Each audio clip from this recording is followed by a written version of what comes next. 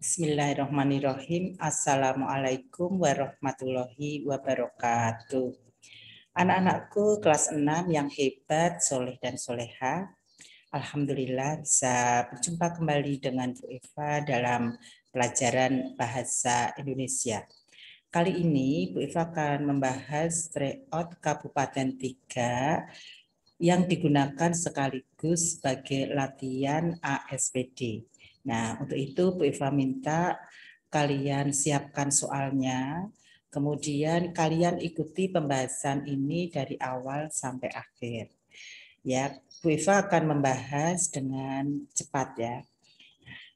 Yuk, kita mulai dari soal yang pertama. Nomor 1. Nomor 1 ini ada bacaan satu teks ya, ini tentang tahapan daur air isinya. Nah, kalian bisa tahu tahapan daur air karena kalian bisa melihat di kalimat utamanya. Ini kalimat utamanya ada di akhir ya. Ada di akhir paragraf atau paragraf induktif. Nah, ini cirinya ada kata itulah. Nah, itulah tahapan daur air. Nah, kemudian kalimat penjelasnya itu berada di awal paragraf. Kalimat 1, 2, 3. Nah, tetapi yang ditanyakan di sini adalah makna istilah. Makna istilah yang ada di dalam teks tersebut, yaitu makna evaporasi. Nah, evaporasi itu istilah-istilah yang ada dalam tahapan daur air ya. Tentunya kalian sudah mendapatkan pelajaran sains ya. Apa itu evaporasi? Nah, evaporasi sesuai dengan KBBI atau Kamus Besar Bahasa Indonesia artinya adalah penguapan ya. Jadi makna kata yang ada di nomor 1 ini adalah makna kata yang sesungguhnya. Makna kata yang acuannya adalah KBBI.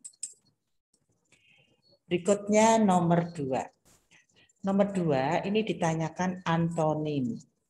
Antonim dari kata kendala. Dalam kalimat tingkat pendidikan yang rendah menjadi kendala. Menjadi kendala pertumbuhan ekonomi. Nah, yang ditanyakan adalah antonimnya. Antonim itu apa, Nak? Antonim adalah lawan kata. Biasa kalian mengenal seperti itu ya. Atau lawan makna kata karena maknanya yang berlawanan. Nah, kalau semula kalian kesulitan untuk mencari antonim, langkahnya kalian bisa menemukan arti dari kendala itu sendiri atau sinonimnya. Kendala di sini artinya hambatan atau penghalang ya. Tingkat pendidikan yang rendah itu menjadi penghalang atau hambatan pertumbuhan ekonomi. Nah, berarti kalau ditanyakan antonimnya, antonim itu di sini antonim lawan dari kendala. Nah, berarti kalau tadi kendala itu artinya penghalang, ya berarti di situ yang mendukung ya, yang mendukung pertumbuhan ekonomi. Maka antonim kendala yaitu pendukung ya, pendukung atau yang mendukung. Itu ya. Sedangkan perintis atau pelopor ya itu artinya sama, ini sinonim yang artinya yang memulai itu yang pertama kali atau yang mengawali. Nah, di sini ada juga pionir ya. Pionir itu bersinonim, silakan dicatat Nak. Jadi perintis, pelopor, pionir itu satu makna atau bersinonim. Artinya yang mengawali atau yang memulai atau yang pertama kali. Jadi C dan D kan jelas tidak karena ini artinya sama. Ya, jadi jawabannya nomor 2B. Berikutnya nomor 3. Nomor 3 ini soalnya menjawab pertanyaan dengan kata tanya mengapa. Ya, mengapa itu menanyakan apa? Mengapa itu menanyakan alasan ya atau sebab.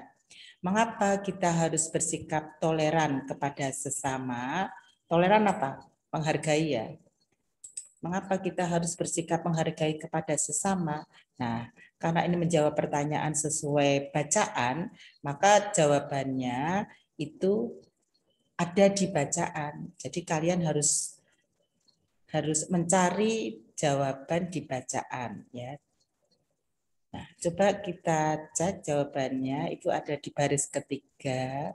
Dengan sikap tersebut, maksudnya dengan sikap tersebut, dengan sikap toleransi tadi, itu dapat menjadikan bangsa Indonesia tidak mudah terpecah belah.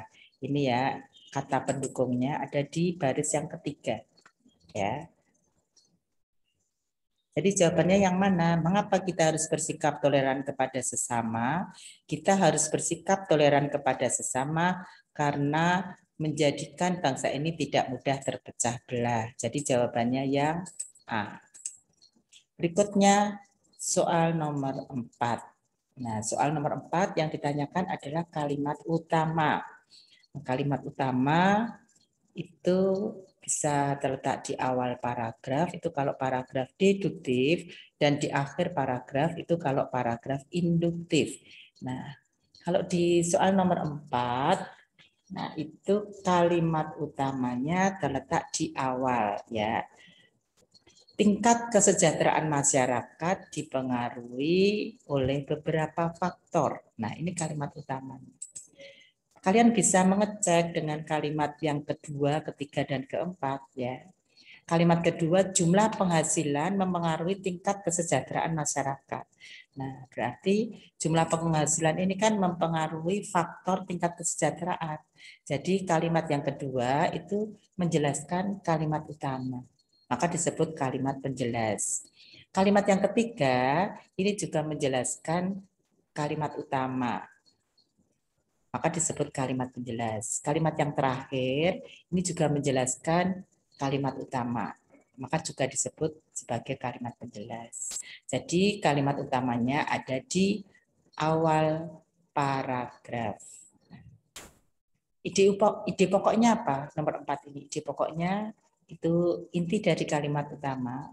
Kalau tadi tingkat kesejahteraan masyarakat dipengaruhi oleh beberapa faktor, maka ide pokoknya beberapa faktor yang mempengaruhi tingkat kesejahteraan. Itu ya.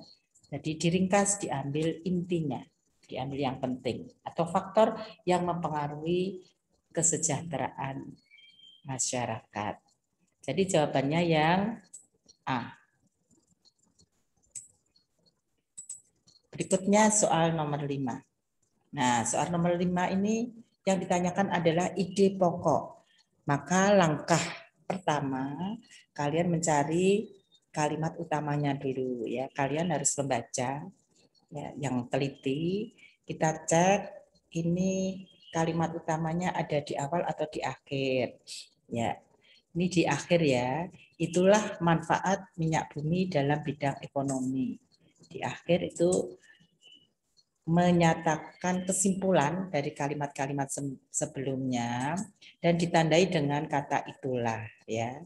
Nah, ini adalah kalimat utamanya atau termasuk paragraf induktif.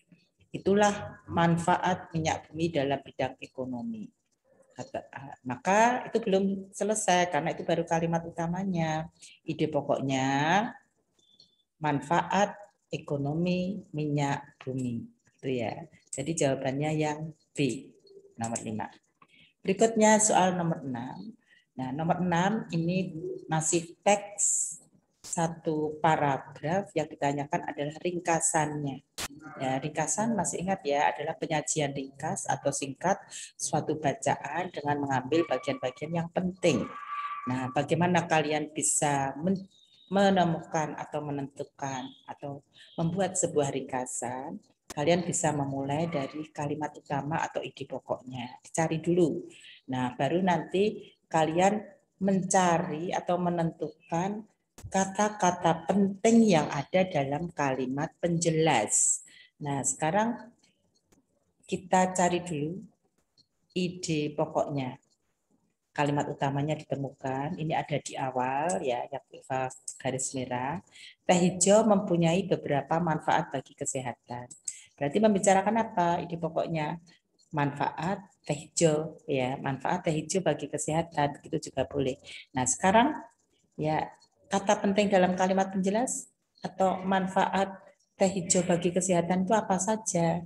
Oh, teh hijau itu mengandung antioksidan dan polifenol yang dapat menangkal penyakit berbahaya seperti kanker dan jantung. Satu. Kemudian teh hijau juga bermanfaat membakar lemak.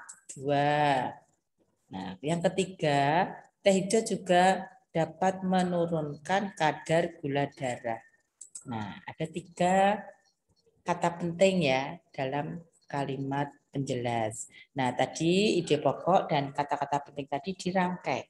Nah, itu nanti akan menjadi sebuah ringkasan. Nah, sekarang kalian cek di pilihan jawabannya.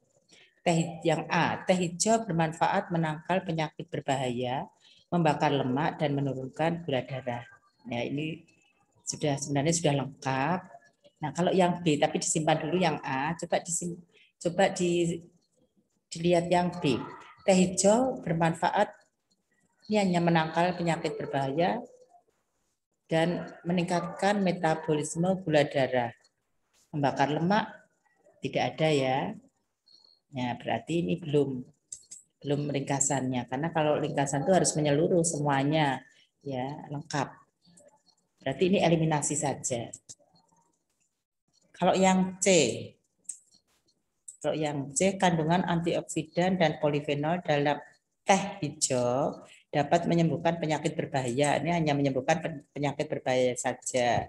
Membakar lemak dan menurunkan gula darah tidak ada. Jelas ini eliminasi. Kalau yang D, kandungan antioksidan dan polifenol dapat membakar lemak serta menurunkan darah. Ini kandungan antioksidan dan polifenol di mana? Teh hijaunya kok nggak dicantumkan? Ya, ini jelas tidak sesuai. Jadi ini juga dieliminasi saja. Nah, berarti jawabannya di antara keempat jawaban itu yang bisa masuk, yaitu jawaban yang A. Itu yang lebih lengkap ya, yang paling lengkap. Berikutnya soal nomor 7. Soal nomor 7 ini ada teks ya, 1 paragraf, kemudian ditanyakan pernyataan yang sesuai dengan isi paragraf tersebut. Jadi kalian harus ngecek satu-satu ya. Nomor 7, kebersihan sekolah merupakan tanggung jawab warga sekolah. Warga sekolah itu siapa saja? Nah, warga sekolah itu ya ada kepala sekolah, ada guru, ada karyawan, siswa. Nah, semua itu masuk warga sekolah. Coba kita lihat yang sesuai. Membuang sampah menciptakan suasana belajar yang nyaman. Membuang sampah yang bagaimana ya? Hanya membuang sampah saja, harusnya kan membuang sampah di tempatnya. Tuh, berarti tidak sesuai. Sekolah yang bersih merupakan dambaan setiap warga sekolah. Coba di situ ada membahas kata dambaan, tidak ada ya, berarti tidak sesuai. Nah, kalau yang C, warga sekolah bertanggung jawab menjaga kebersihan sekolah. Nah, itu sesuai ya, karena ada di kalimat yang pertama. Kebersihan sekolah merupakan tanggung jawab warga sekolah. Itu maknanya sama. Sama dengan warga sekolah bertanggung jawab menjaga kebersihan sekolah. Jadi jawabannya yang C, nomor 7. Kalau yang D, suasana belajar menjadi nyaman karena jauh dari tempat sampah. Itu tidak sesuai ya, tidak dibahas di situ. Nah, silakan untuk pernyataan itu kalian harus paham isi teksnya, dipahami dengan teliti, kemudian harus dicek satu-satu ya. Nah, yang tepat itu silakan yang kalian pilih. Itu yang sesuai informasinya. Tentu saja informasinya harus sesuai dengan teks. Nomor 8. Nah, nomor 8 ini jenis paragraf yang ditanyakan. Tentu saja kalian harus membaca ya. Bu Eva langsung saja. Ya, ini karena di sini di kalimat terakhir, gunakan masker dengan benar agar terhindar corona. Nah, di situ menyatakan ajakan, ya ajakan yang tersirat, tidak ada mari atau ayo, tapi maknanya mengajak. gunakan. Maksudnya diajak untuk menggunakan masker dengan benar, gitu ya. Nah, itu termasuk persuasi. Yang lain juga kalian harus paham kata kuncinya. Kalau narasi ada alur ya, alur yang runtut. Eksposisi itu penjelasan pengetahuan atau informasi. Deskripsi menggambarkan suatu objek berdasarkan ciri-ciri yang ada. Argumentasi yaitu pendapat yang diikuti dengan alasan atau bukti. Nah, itu sudah hafal semuanya karena besok hari Senin itu kalian sudah ujian. Berikutnya nomor 9, ini membandingkan teks. Ya, disajikan dua teks, teks 1 dan teks 2, kemudian ditanyakan persamaannya. Apa itu persamaan? Persamaan yaitu yang sama dibicarakan dalam teks 1 dan teks 2 itu harus sama. Sedangkan kalau tidak sama, tentu saja itu berbeda. Nah, kalian bisa dengan cara menganalisis satu-satu dalam jawabannya. Kalau teks 1 ini membicarakan sepak bola, olahraga sepak bola, teks 2 membicarakan catur. Nah, langsung kita analisis saja ya. Jumlah pemain teks 1 sepak bola itu 11. Satu timnya 11. Sedangkan catur itu perorangan 1 ya. Kemudian tempat olahraga, bentar, yang tadi berarti berbeda ya, jelas berbeda. Kalau berbeda itu bukan persamaan, tapi itu perbedaan. Langsung dieliminasi saja. Kemudian yang B, tempat olahraga. Kalau sepak bola di sini di lapangan. Sedangkan catur di papan catur. Ini ada di atas papan catur. Berarti jelas berbeda. Sedangkan yang C, olahraga permainankah sepak bola itu? Ya, di sini ada sepak bola merupakan olahraga permainan. Kalau yang catur merupakan salah satu olahraga permainan. Jadi sama ya. Sama. Jadi persamaan antara teks 1 dan teks 2 yaitu sama-sama keduanya adalah olahraga permainan. Sedangkan yang D itu tentu saja berbeda. Kalau aturannya sepak bola dengan catur kan tentu saja berbeda. Jadi jawabannya nomor 9C. Nomor 10 itu melengkapi tabel sesuai dengan teks atau ilustrasi yang ada di atas tuh ya, di atas tabel tersebut. Nah, kalian bisa langsung fokus di tabel. Ini yang ditanyakan apa? Nah, di tabel silahkan kalian isi. Ya, pedomannya kalian harus memahami kata kunci yang ada di dalam teks. Nah, ini kan membicarakan Koperasi Tani Mulyo ya, yang menyediakan berbagai benih tanaman. Nah, benih tanaman tersebut ada bayam, sawi, kacang panjang, terong, dan jagung. Ya, kita cek. Bayam harganya 10.000. Betul ya di sini. Kemudian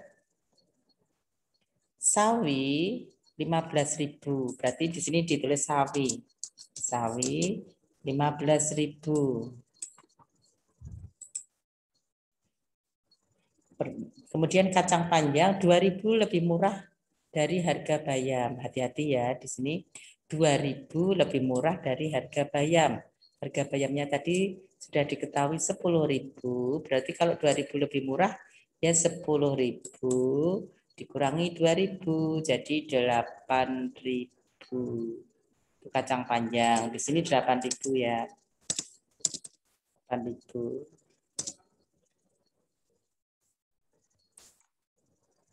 Nah, kemudian harga benih terong setengah harga benih kacang panjang ini ya. Jadi kalau kacang panjangnya tadi 8.000, setengahnya berapa? Setengahnya 4.000. Berarti yang nomor 2 itu terong. Nah, sudah ketemu semuanya, Nak. Jadi tinggal diurutkan saja. 1, 2, 3. Sawi terong 8.000. Sawi terong 8.000 itu jawabannya yang B. Jawabannya yang B. Nomor 10, B ya. Berikutnya nomor 11. Nah, nomor 11 ini teks cerita ya, menjawab pertanyaan dengan kata tanya bagaimana. Bagaimana? Masih ingat menanyakan apa? Bisa menanyakan cara, ya cara atau keadaan juga bisa. Nah, kalau teks tentu saja tolong dipahami ya, betul-betul kalian paham isinya. Yang ditanyakan apa? Usaha yang dilakukan Gani. Nah, bagaimana usaha Gani agar menjadi juara kelas? Gani anak yang pandai dan rajin. Setiap hari Gani belajar dengan tekun. Satu, ini usahanya. Tapi dibaca sampai selesai. Tugas dari guru yang ia kerjakan dengan sungguh-sungguh. Tugas dari guru ia kerjakan dengan sungguh-sungguh. Nah, dengan sungguh-sungguh itu serius ya. Terus ketika ulangan, Gani mengerjakan soal dengan teliti. Ya, dengan teliti. Berarti ini ada tiga cara atau 3 usaha Gani agar menjadi juara kelas. Coba kalau kita cek yang A, belajar bersama teman-teman sekelasnya, cuma tidak ya. B, mengerjakan soal ulangan harian dengan tekun dan teliti, kan tidak hanya teliti saja. Ya. Kalau yang C menjadi anak rajin, tekun, teliti dan saat belajar di rumah. Ya, tapi ini masih kurang serius dalam mengerjakan soal-soalnya, di sini tidak ada kata serius. Nah, yang paling lengkap sesuai isi bacaan itu yang D. Tekun belajar, serius mengerjakan tugas, maksudnya kalau diberi tugas itu sungguh-sungguh, dan teliti mengerjakan soal. Ya, jadi jawabannya yang D. Berikutnya, ini teks yang digunakan untuk menjawab soal 12 dan 13 ya. Yang nomor 12 ini yang ditanyakan adalah latarnya. Yang melatar belakangi dalam teks ini adalah latar apa gitu ya. Sedangkan nomor 13 itu watak tokoh Adi. Nah, sekarang coba nomor 13 ini ada latar belakang apa? Sebuah piala diberi kepada Adi. Ya, berarti dia pemenang ya, menang ya. Ia berhasil meraih juara lomba pidato tingkat kabupaten. Nah, kemudian ada tepuk tangan riuh menyambut kemenangan. Ada tepuk tangan, berarti di situ kan ada latar, ada suasana gembira ya. Kemudian Adi tersenyum sambil melambaikan tangannya. Nah, perhatikan di sini. Sesekali ia menepuk dada sambil mengacungkan jempol terbalik gitu ya. Nah, ini kan menunjukkan sikap apa? Sikap sombong toh. Nah, ini kalian garis bawahi. Pandangan sinisnya membuat jengkel peserta lain. Nah, berarti watak dari Adi itu sombong. Nah, sekarang coba nomor 12 dulu. Cerita tersebut menggunakan latar apa? Di sini tadi ada latar suasana gembira ya. Jadi itu latar suasana. Gembira itu termasuk suasana. Nah, coba kita cek tempat. Apakah dalam bacaan ini ada latar tempatnya? Peristiwa ini terjadi di mana? Di sini tidak ada. Berarti eliminasi tempat. Kemudian waktunya kapan terjadi juga tidak ada. Itu juga bisa dieliminasi. Kemudian latar sosialnya itu juga tidak ada. Ini juga dieliminasi saja. Jadi nomor 12 itu latar yang ada dalam bacaan tersebut adalah latar suasana. Nah, kalau ditanyakan suasananya apa? Suasananya adalah gembira. Tadi dengan tepuk tangan terdengar menyambut kemenangan. Itu kan menunjukkan suasana yang gembira. Sedangkan watak tadi, watak tokoh Adi tadi, Adi sesekali ia menepuk dada sembari mengacungkan jempol terbalik. Nah, watak tokoh atau watak seseorang itu bisa diketahui dari sikapnya ya atau perbuatannya. Nah, perbuatan dalam teks yang yang memperlihatkan watak Adi yaitu jemawa. Apa itu jemawa? Jemawa itu sombong ya. Sombong, pongah, angkuh, congkak. Itu dihafalkan. Kalau loba itu tamak, rakus, serakah. Dengki itu iri. Culas itu mempunyai 2 makna. Yang pertama curang, Yang kedua sangat malas. Nah, itu kalian dua-duanya harus tahu ya. Itu ada di KBBI. Berikutnya 14. Ada bacaan beberapa kalimat yang ditanyakan adalah makna simbol. Makna simbol yaitu makna yang bukan sebenarnya ya. Nah, kalian harus tahu di sini. Makna simbol badai pada cerita tersebut. Nah, Wilda mulai berkonsentrasi mempersiapkan ujian akhir. Ia mulai mengurangi waktu bermain. Nah, ini ada waktu bermain. Terus Wilda mengurangi juga kebiasaan menonton televisi. Menonton televisi, semua game yang ia miliki yang ia miliki sudah tidak dilakukan lagi karena ketiga-tiganya itu merupakan pengganggu pengganggu konsentrasi Wilda dalam belajar. Nah, berarti badai di sini maksudnya adalah pengganggu. Kalau penerjang ya tidak cocok. Ketiga-tiganya merupakan penerjang kan tidak cocok. Pembasmi, penghalau juga tidak cocok. Tapi di situ pengganggu karena bisa mengganggu konsentrasi belajar untuk mempersiapkan ujian. Itu ya. Berikutnya nomor 15. Ini teks puisi yang ditanyakan adalah makna kias tumpah darahku. Makna kias apa makna kias? Makna kias itu makna yang bukan sebenarnya. Biasanya sering terjadi di puisi. Nah, bisa dibaca. Gunung tinggi mencakar langit, nyiur melambai di lembah dan bukit. Sawah luas terbentang hijau, burung-burung asik berkicau, air sungai berliku, tenang mengalir ke sana kemari berbisik. Lirih mengolahku, betapa indah tumpah darahku.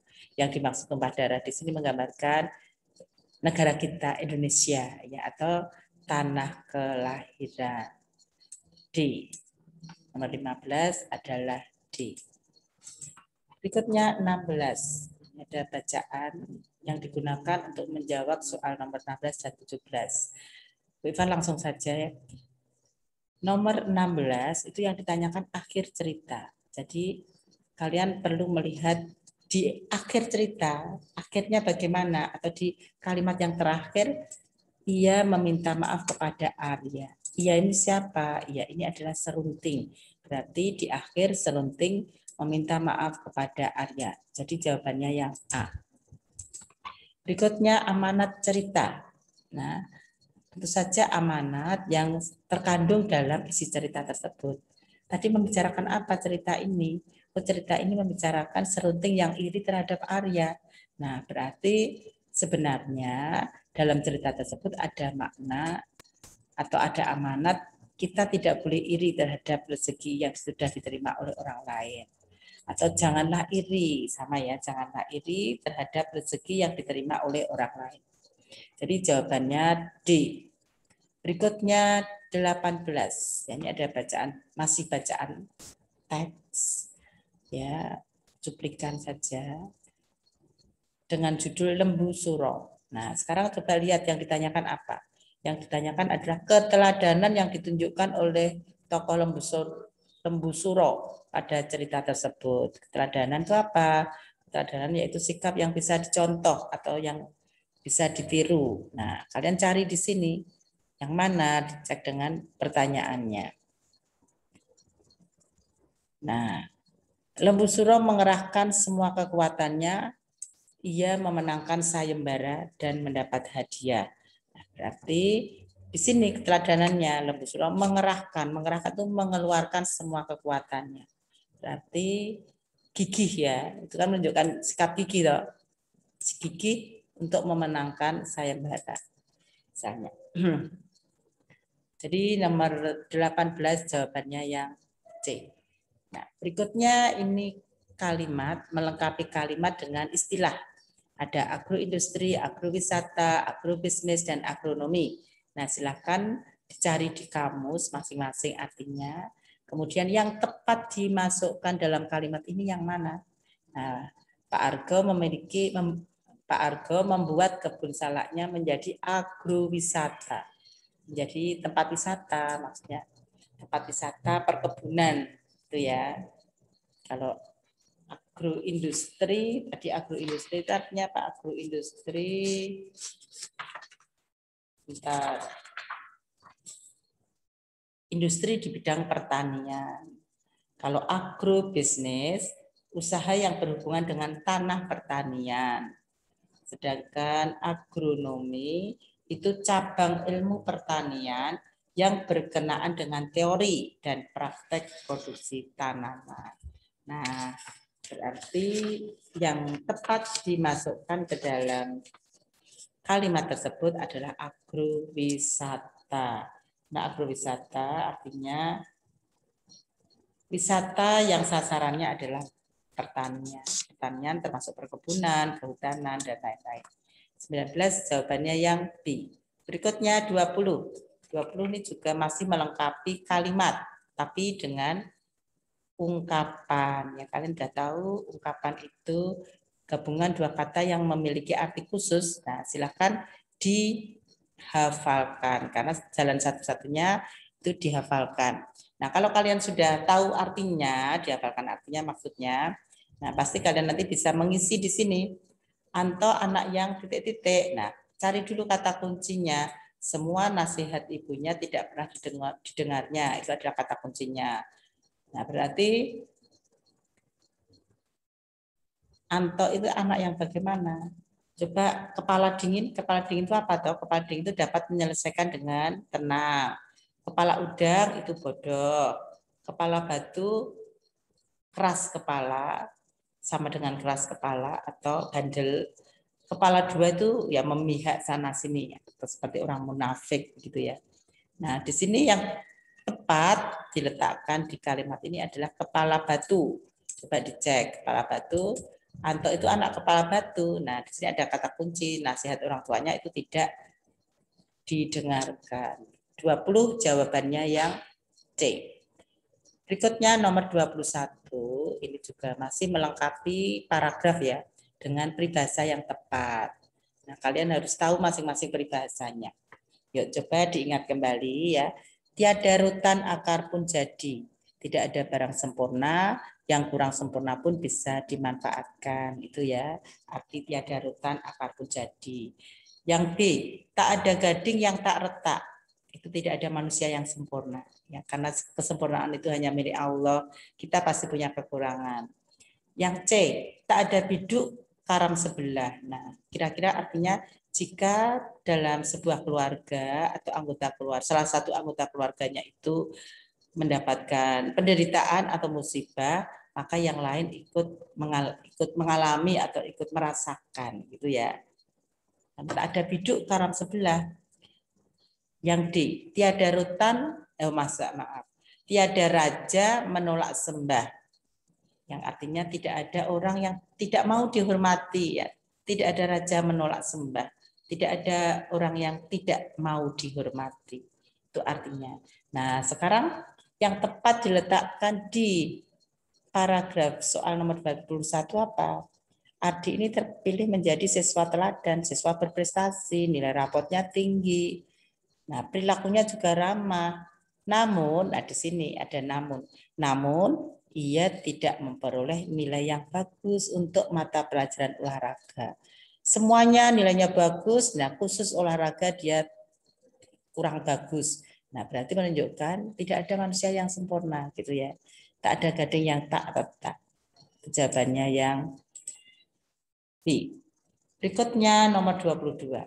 Nomor 22 ini mengurutkan petunjuk menggunakan pewangi. Petunjuk penggunaan pewangi setrika yang sat-satan yang kecil itu. Langkahnya yang pertama, nah kalau kalian baru membaca atau baru mengerjakan, tentu saja harus dibaca secara urut ya. Dibaca 1, 2, 3 yang masih acak maksudnya, tetapi diurutkan dari 1 sampai 5.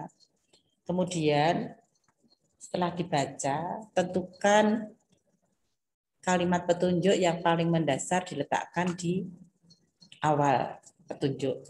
Nah, kalian juga bisa langsung menganalisis di pilihannya. Ini ada 1 dan 3. Ya, antara pilihan 1 dan 3. Nah, 1 itu gunting kemasan saset pada garis putus-putus. Sedangkan 3 tuang dalam botol semprotan kemudian tambahkan air. Nah, kalau tiba-tiba 3 ya belum digunting kan tidak bisa. Maka 3 ini gagal ya. Akhirnya 3 ini dieliminasi karena nomor 1 saja dia sudah mengatakan tidak logis ya, sudah tidak logis. Jadi C dan D itu dieliminasi saja. Sekarang antara A dan B ya kita lanjutkan. Tadi 1 digunting kemasannya, kemudian 3 tuangkan ke dalam botol, kemudian tambahkan air. Terus yang ketiga bagaimana? Setelah dikocok dulu. Nah, nomor 5 dulu. Kalau nomor 2 langsung semprotkan kan tidak. Nah, dikocok dulu nomor 2, baru 4. Baru untuk menyetrika. Jadi jawabannya yang A. Ya. Berikutnya nomor 23. Ini melengkapi paragraf rumpang. Nah, yang rumpang di bagian mana? Coba kalian lihat titik-titiknya. Kalau yang rumpang di bagian awal itu nanti titiknya di sini di awal. Kalau rumpang bagian akhir ada di setelah 40.000 ini rumpang. Nah, kalau di sini yang rumpang adalah di tengah, di awal dan di akhir. Oh, maaf, di tengah di sini ya. Maksudnya kalian bisa melihat kalimat sebelum dan sesudahnya. Pasti ada kata yang mengaitkan di situ. Berbagai produk batik tulis maupun cap dipajang di galeri. Nah, apa itu galeri? Galeri itu tempat untuk memamerkan suatu benda atau karya seni. Batik itu kan juga termasuk karya seni. Nah, kalau yang dimasukkan ada jenis kain batik yang terbuat dari kain patung, kain katun pilihan. Nah, ini dieliminasi saja. Kemudian selain dipamerkan, kain batik dijual kepada pengunjung. Nah, ini nyambung ya, karena tadi berbagai produk batik tulis maupun cap dipajang di galeri. Galeri tadi kan tempat untuk memamerkan. Berarti selain dipamerkan, kain batik juga dijual kepada pengunjung. Itu adalah jawabannya. Sedangkan pengunjung galeri berasal dari berbagai wilayah itu tidak. Yang D, harga batik cap lebih mahal dibanding batik tulis itu juga tidak sesuai karena yang lebih mahal adalah batik tulisnya bukan batik cap. Jadi nomor 23 jawabannya B. 24. 24 itu juga masih melengkapi iklan ya. Ini juga yang dipilih adalah yang sesuai ya, yang nyambung dengan iklan ini. Stop ugal-ugalan di jalan. Ugal-ugalan itu kan tentu saja menunjukkan sikap yang tidak santun ya, tidak santun. Ingat, keselamatan lebih utama. Nah, berarti budayakan yang nyambung adalah yang A, budayakan santun berkendara. Ingat, keselamatan lebih utama. Itu ya, karena ugal-ugalan tadi berkaitan dengan santun. 25 ini kalimat yang tepat untuk melengkapi teks pidato. Ini sebuah teks pidato yang dilengkapi di bagian akhir di sini. Nah, yang berpidato ini siapa? Yang berpidato ini teman ya, siswa. Kemudian disampaikan kepada teman-temannya. Nah, berarti kalimat yang tepat yang kalian lengkapi yaitu satu-satu dimasukkan saja. Semoga teman-teman hadir dalam perayaan ulang tahun ini jelas tidak sesuai. Saya persilahkan teman-teman menikmati, hidangan ini juga tidak sesuai, tiba-tiba kok terus langsung menikmati. Kalau yang D, saya mohon maaf, saya mohon doa, semoga panjang umur, sehat dan bahagia. Nah, ini bisa masuk yang D. Yang C maksud saya, yang C bisa masuk. Kalau yang D, marilah kita akhiri perayaan ulang tahun ini dengan berdoa. Ini juga tidak sesuai. Jadi jawabannya yang C, 25. Nomor 26, ini mengurutkan kalimat-kalimat acak menjadi paragraf deskripsi yang tepat ya. Nah, kita langsung menganalisis bagian pilihannya. A, B, C menjawab soal nomor 3, menjawab kalimat nomor 3. Ya, biasanya adalah kalimat utamanya. SD ceria memiliki kantin yang tertata, bersih dan nyaman. Nah, itu tertata, bersih dan nyaman.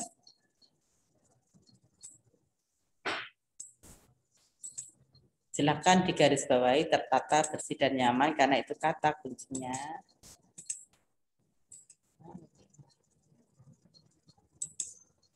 Ya, karena ini kata kuncinya. Bentar, ini malah ya, kita ganti aja. Nah, Ibu Eva itu tadi mau memberi tinta yang merah kepada yang tertata, bersih dan nyaman. Ini karena ini kata kuncinya. Ya, kalian analisis. Nah, kemudian kalimat penjelasnya, kalian mulai menjelaskan mulai dari awal dulu, tertata dulu. Tertata nomor 2, ya. Meja dan kursi tersusun rapi. Berarti setelah 3 harusnya 2. Nah, berarti B kalau setelah 1 salah. Karena B itu terus langsung 1 salah. Yuk, kita eliminasi dulu. Kemudian yang D juga setelah 3 1 salah. Harusnya kan setelah 3 2 juga kita eliminasi ya. Nah, sekarang jawabannya tinggal A dan C. Kalian bisa fokus di A dan C. Tadi setelah meja kursi tersusun rapi, yang perlu dijelaskan adalah bersih. Bersih nomor berapa bersih? Bersih nomor 1 ya. Kantin bebas dari sampah itu menunjukkan bersih. Berarti yang mana? 1, 3, 2, 1 dulu, baru 4. Kipas angin membuat sejuk, suasana nyaman itu ya. Berarti 4 jawabannya yang A. 3, 2, 1, 4. Berikutnya soal nomor 27, ini juga masih melengkapi kalimat dengan kata bentukan. Apa itu kata bentukan? Kata bentukan yaitu kata yang sudah mendapatkan imbuhan. Nah, semua peserta harus titik-titik-titik kegiatan yang sudah selesai dilaksanakan. Nah, semuanya jawabannya hampir sama, mengkritik sarani atau mengkritik sarani. Nah, perhatikan. Ya. Semua kan mengkritik sarani atau mengkritik sarani. Kalau kata dasarnya kritik saran. Nah, berarti ini mendapat awalan me, akhiran i. Kalau mendapatkan awalan me sekaligus akhiran i, berarti nanti tulisannya yang disambung itu ya. Berarti yang dipisah salah ini. Nah, ini dipisah salah. Ini juga yang dipisah salah. Nah, sekarang tinggal jawabannya yang A atau yang C. Ya, mengkritik sarani atau mengkritik sarani karena kritik ya kata dasarnya itu berasal dari kritik ya. Kritik itu klaster, di sini ada 2 konsonan, setelah K itu konsonan lagi, maka tidak luluh. Tidak luluh. Jadi yang tidak lulus jawabannya yang mana?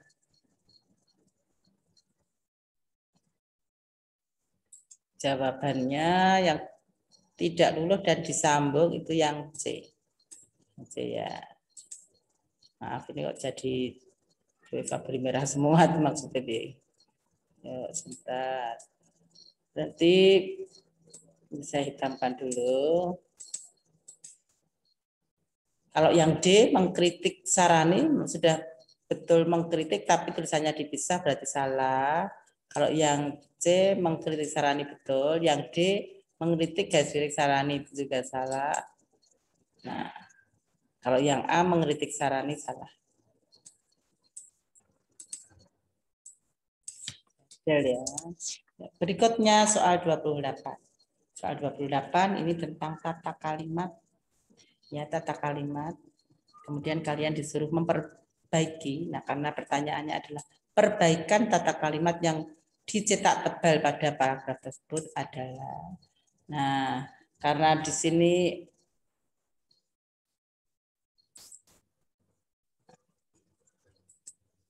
ya, yang dicetak tebal itu bunyinya mereka untuk datang melihat budaya pawai tersebut ke alun-alun tahun ini. Coba Ya, tata kalimat itu ada kaitannya dengan struktur kalimat atau bagian-bagian kalimat, subjek, predikat, objek. Jadi itu harus runtut ya.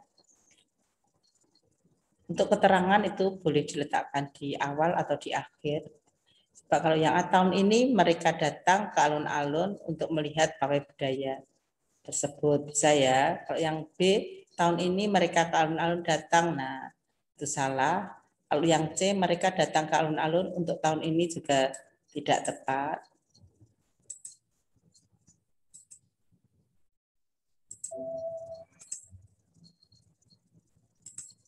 Kemudian mereka datang untuk melihat ke alun-alun pawai budaya tersebut tahun ini juga tidak tepat. Yang tepat tahun ini mereka datang ke alun-alun untuk melihat pawai budaya tersebut.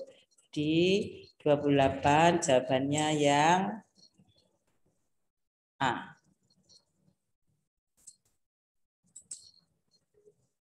Ya, ini yang A ya. Kok jadi kayak gini? Bentar.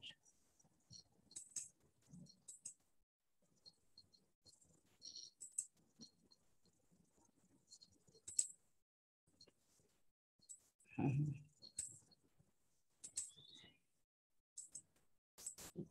29. Nah, ini memperbaiki kata yang bercetak miring secara berurutan. Yang bercetak miring di sini memasak nasi. Ya, diperbaiki. Ini harus urut juga, ya. Langsung lihat pilihannya saja. Kalau diganti merebus nasi kan tidak bisa, wes. Berarti ini satu saja. Kemudian yang B itu mengukus. Ya, mosok air dikukus ini juga tidak sesuai. Jadi ini juga eliminasi saja.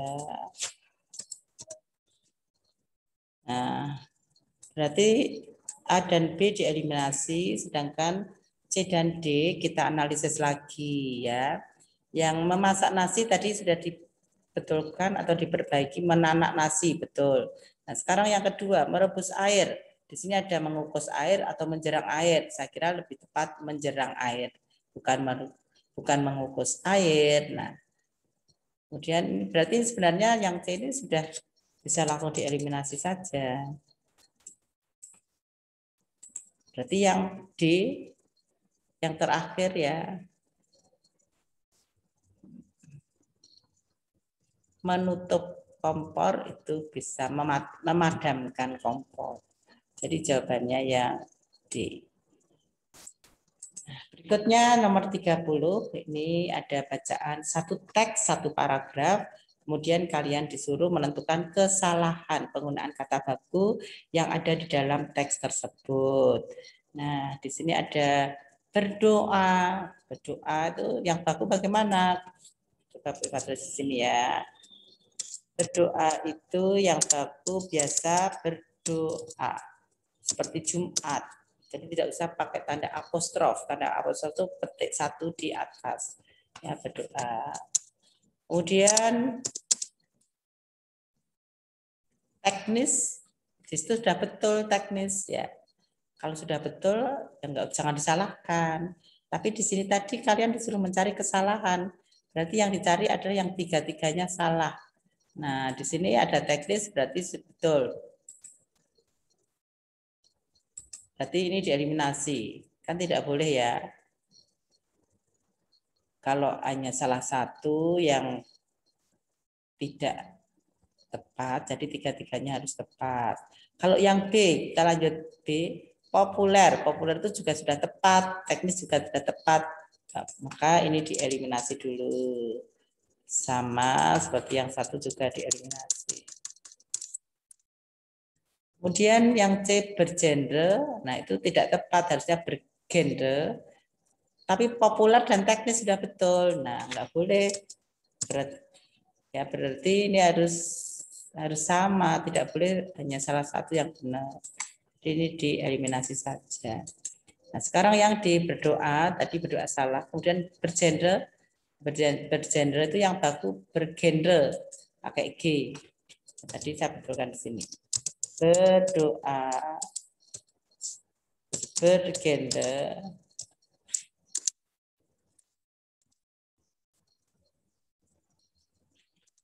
bergenre. Terus satu lagi genset, bagaimana tulisannya pakai G juga ya, genset. Nah, ini yang tiga-tiganya salah itu ada di option yang D. Berdoa itu harusnya yang baku berdoa, bergender, bergender. Oh, genset itu genset. Jawabannya D ya, untuk sementara yang D ya.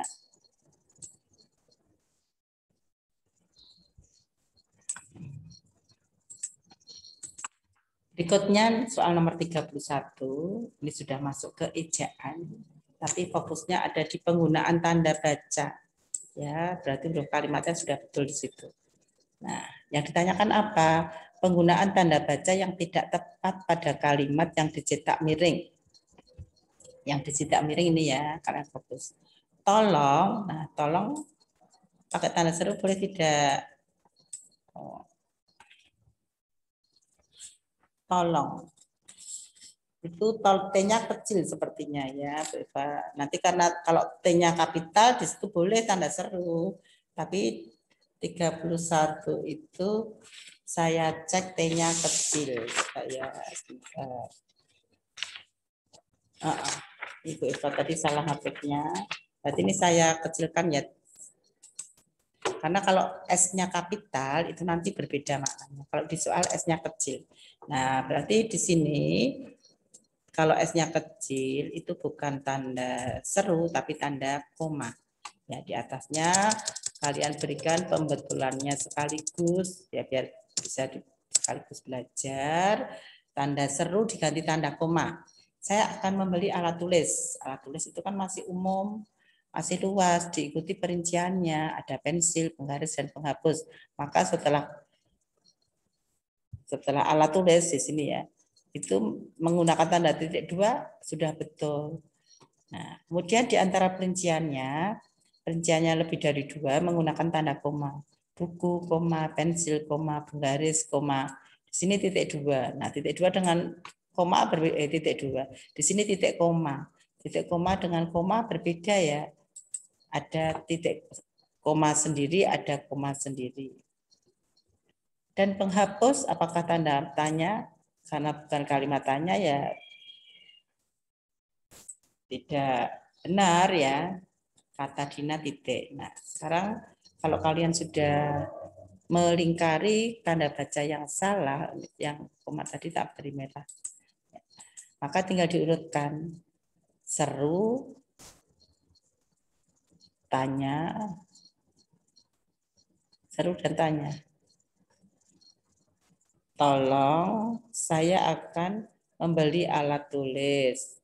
Titik dua, buku, pensil, penggaris. Oh, setelah penggaris itu titik dua ya, salah titik dua. Nah, jadi ada 4, 1, 2, 3, oh ada 3. Pertama, tanda seru. Nah, tanda seru ada 2, A dan C. Terus tanda yang salah kedua adalah tanda titik koma. Ya, ini titik 2. Kalau yang A itu titik 2 itu titik koma. Terus terakhir tanda tanya. Ya berarti yang C itu betul ya. Jawaban yang betul.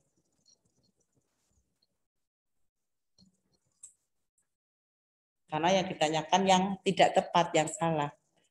Yang salah yang ditanyakan. Jadi yang salah tadi apa diulang? Tanda seru, tanda titik dua, dan tanda tanya. Yang mana tanda seru, tanda titik dua. Dan berarti jawabannya yang A. Jangan sampai keliru.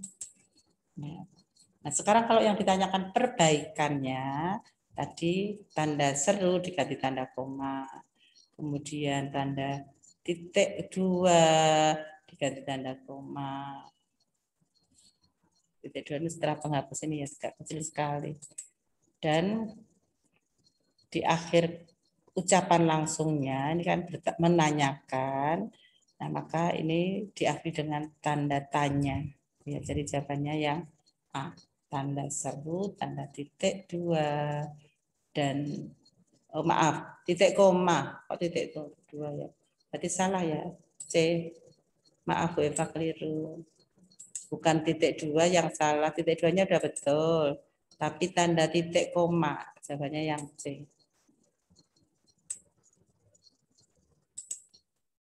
Tanda seru, tanda titik koma, dan tanda tanya. Yang C ya. Maaf tadi Bu Eva keliru memberikan warna merah. Nah, ya betul. Yang C. Saya kira untuk ejaan tidak ada kesulitan ya. Berikutnya soal nomor 32. Tinggal mudah, tinggal ejaan saja. Soal nomor 32 itu melengkapi teks dengan tanda baca yang tepat. Nah, tanda baca yang pertama di sini ya, se-Kecamatan Prambanan. Se diikuti huruf kapital, maka di sini ada tanda hubung. Tanda hubung itu yang bagaimana? Tanda hubung itu yang tanda strip. Kalau kalian beri tanda strip, tapi itu tanda hubung maksudnya ya. Tanda hubung seperti ini. Kemudian Kecamatan Prambanan. Setiap gugus depan wajib membuat makanan tradisional, apem, apemnya mana apemnya? Berupa apem gitu ya.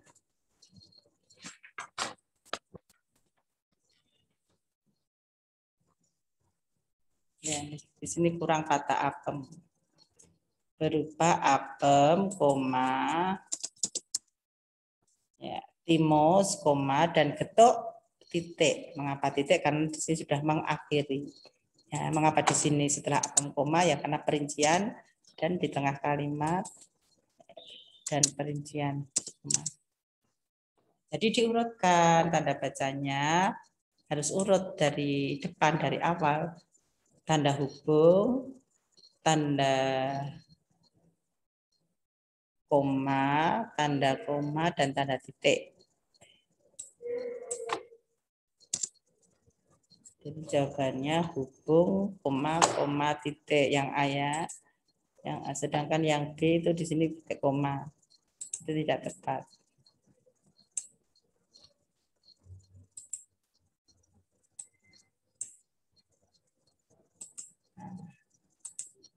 Berikutnya 33, ini juga masih ejaan yang penekanannya ada di huruf kapital. Huruf kapital. Setiap ahad dokter spesialis itu praktik di wilayah Sleman. Nah, kalau di sini yang ditanyakan ada, di sini fokus di huruf kapitalnya. Perhatikan awal kalimat itu sudah huruf kapital. Ahad di situ nama hari ya. Kalau nama hari itu huruf kapital, berarti yang C dan D itu eliminasi karena itu sudah jelas salah. Yang namanya nama hari itu huruf kapital.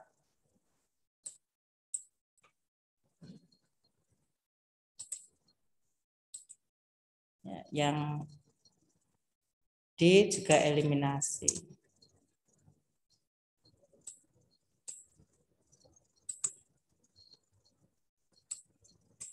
Jadi eliminasi. Nah, sekarang tinggal A dan B. Coba bandingkan. Dokter spesialis itu praktik di wilayah Sleman. Praktik tulisannya sudah betul. Dokter spesialis itu kecil saja. Wilayah Sleman, wilayahnya kecil tapi Slemannya yang kapital. Nah, jadi yang A ini juga dieliminasi. Ya. Jadi jawabannya yang B. Yang B. Ingat ya, wilayah Sleman itu wilayahnya kecil tapi nama wilayahnya yang kapital. Nah, berikutnya 34. Nah, ini juga masih ejaan tapi penekanannya ada di kata baku. Ya, yang ditanyakan apa? Perbaikan kata yang salah pada paragraf tersebut. Kalau perbaikan ya berarti kalian harus menemukan yang salah dulu. Ya, kalau mau memperbaiki kan harus tahu bagian mana yang harus diperbaiki. Coba kita cek dulu. Bu Ina bekerja sebagai pengusaha konveksi. Konveksi baku tidak? Tidak. Yang baku apa? Konveksi. Pakai F atau pakai V? Oh, pakai konveksi itu pakai V, diingat-ingat. Konveksi. Nah, sudah ketemu ya. Berarti yang pakai F itu yang C dan yang A itu eliminasi saja karena sudah jelas salah. Maka yakinkan dulu, ya yakinkan, pastikan kalau sudah salah itu langsung kalian eliminasi saja biar tidak mengganggu malah orang ribet-ribeti ya. Sekarang kalau A dan C sudah jelas salah, nah, perhatikan tinggal B dan D, konveksi sudah betul. Nah, bedakan memproduksi atau memproduksi. Nah, karena dari kata dasar produksi, PR, maka P-nya tidak luluh. Berarti yang D juga jelas salah. Nah, satu-satunya yaitu yang B jawabannya. Itu ya. Jadi jawabannya yang B. 34B. Berikutnya soal terakhir ya. Alhamdulillah sudah puasa-puasa ini ya. Soal nomor 35 yang ditanyakan perbaikan kesalahan penggunaan huruf kapital ya. Perbaikan kesalahan penggunaan huruf kapital.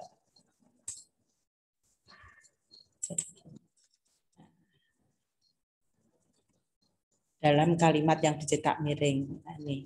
Joni bertanya, di mana alamat rumah Rehan, Kak? Awal kalimat huruf kapital. Kemudian di mana setelah petik pembuka ini ya, awal petik ini harus huruf kapital, nah harus ya, kalau kecil salah. Berarti ini yang A dan yang C itu sudah jelas salah ini karena huruf kecil gitu saja ya. Kan biar tidak ribeti tadi langsung dieliminasi saja ya, A dan C beri tanda. Yang D-nya kecil itu kalian beri tanda. Nah, tinggal B dan D. Di mana? Di mana itu dipisah. Di mana alamat rumah Rehan? Rumah Rehan yang kapital apa? Ya nama orangnya Rehan. Sedangkan rumahnya tetap kecil saja. Kak, karena ini sapaan, di mana rumah Rehan, Kak? Nah, karena itu sapaan, maka huruf kapital Kaknya. Nah, berarti tadi kan B dan D di mana alamat. Nah, kalau yang B itu rumahnya kapital. Berarti jelas salah. Ya. Kalau yang D rumahnya kecil, Kaknya sudah kapital tanda tanya. Joni bertanya, koma tanda petik, di mana alamat rumah Rehan, Kak? Tanda tanya, petik penutup. Nah, itu ciri kalimat langsung, Nak. Bu Eva pesan, untuk kalimat langsung itu betul-betul kalian kuasai ya. Kalian cermati, kalau kalian belum paham dengan penulisan kalimat langsung, kalian boleh WA Jabri Bu Eva ya, dengan senang hati Bu Eva akan menjelaskan lagi ya, karena kalimat langsung itu selalu keluar dalam ujian, itu dari tahun ke tahun itu selalu hadir dalam soal ujian itu anak-anak. Nah, silahkan ya dengan pembahasan nomor 1 sampai nomor 35 itu kalian betul berapa. Nah, bagaimana menilainya? Betul dikalikan 2 dibagi 7 gitu juga boleh. Atau ya di sini ada rumus skor perolehan, misalnya di sini ya rumus nilai. Kita tulis saja rumus skor penilaian. Skor penilaian. Oh, kok penilaian? Skor perolehan. Skor perolehan dibagi skor maksimal, ya, skor maksimalnya kan 35, atau dibagi skor maksimal